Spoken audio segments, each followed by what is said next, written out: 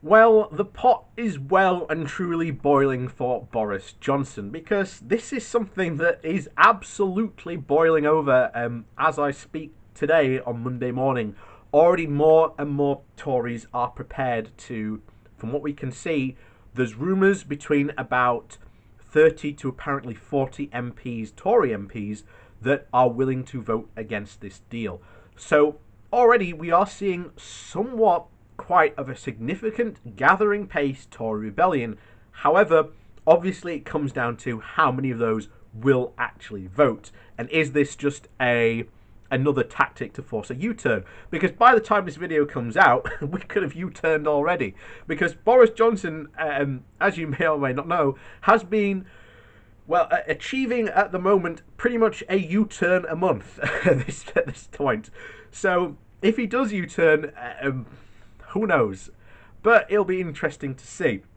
However, this is an interesting question because Boris Johnson is quite the betrayer. This is someone who you should absolutely not turn your back on. So the question today that was posed in the New European, that we're currently reading this article from, is who will Boris Johnson betray next? So never let this Prime Minister cook you a meal.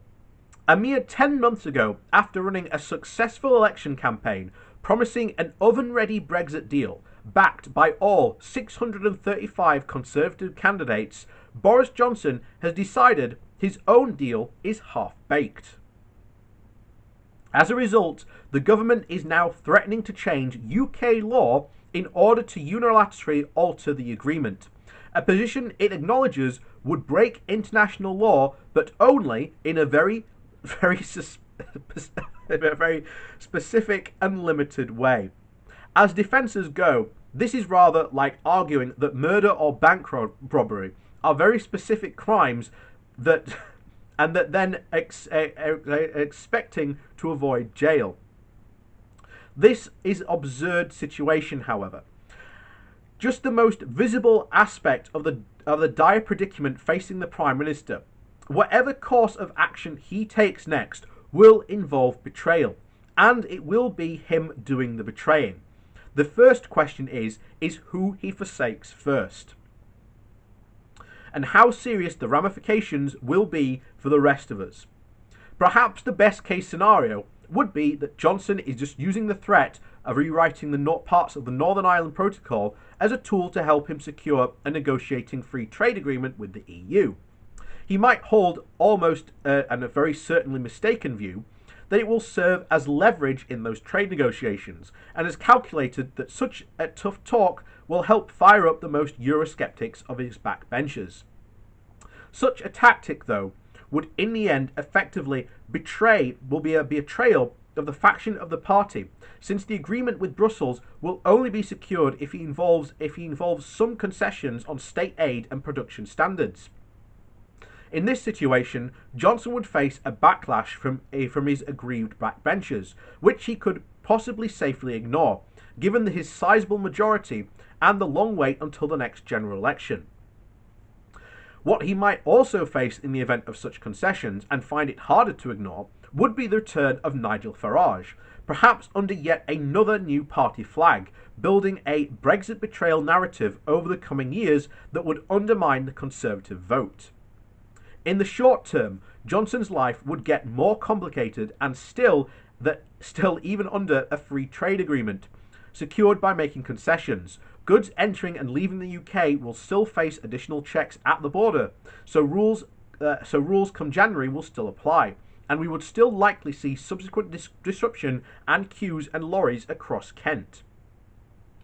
This would make the Prime Minister's attempt to sell his deal as fantastic, or inevitably world-beating, and it would quickly become mired.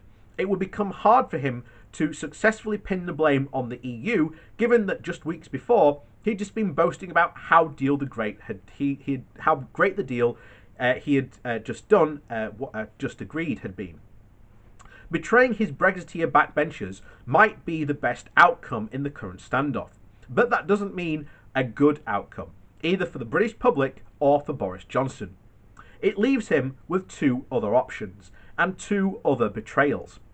leaving with no deal and leaving with no deal having been broken international law over Northern Ireland's specific trade agreements.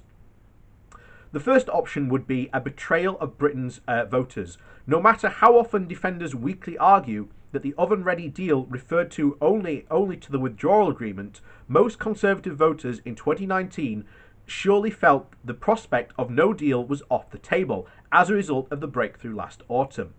Throughout the year, Johnson has promised a straightforward trade deal and returned to sovereignty. If the government abandons its attempt at a deal, the consequences would quickly become clear. What even an exit with a free trade agreement would cause severe disruption. No deal departure from the EU would put a huge strain on society in the midst of the pandemic. Brexit voters would have had good reason to feel betrayed, and they would soon learn that the warnings were not just Project Fear after all, as this would be the broader population.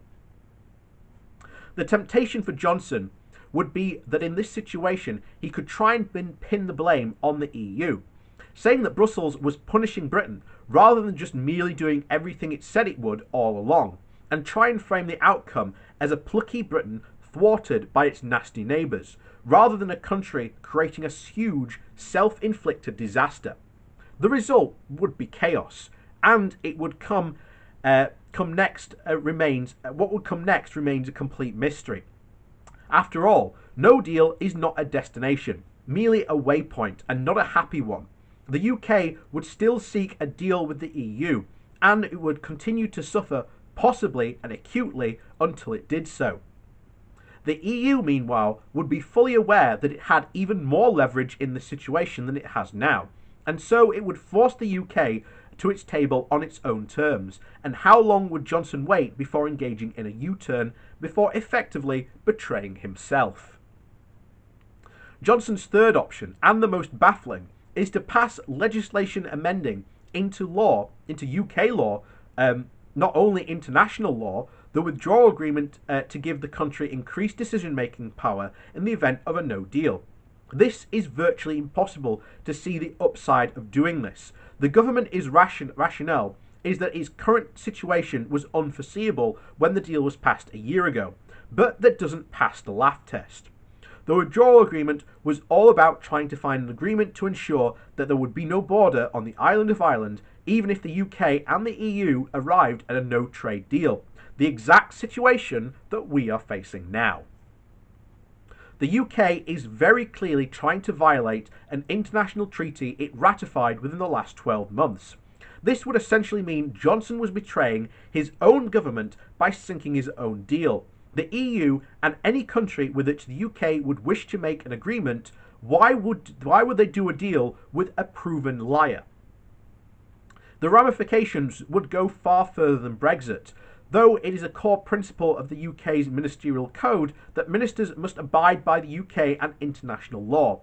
It is both constitutionally and morally vital that the people responsible for making and administering laws find themselves bound by them.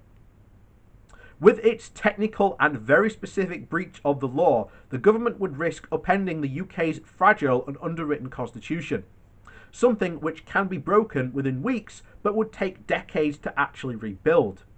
The PM's operating style for the last 5 years has been to escalate every fight, brush off every concern, and to turn every issue he possibly can into a culture war. He is the ultimate frat boy government, chasing off anyone who might stop the party, however raucous it gets. But morning always comes, and with it, the inevitable hangover. The damage assessment and the consequences. Nothing Johnson says or does will change that. Everything he's blustered about for years becomes real from the 1st of January 2021.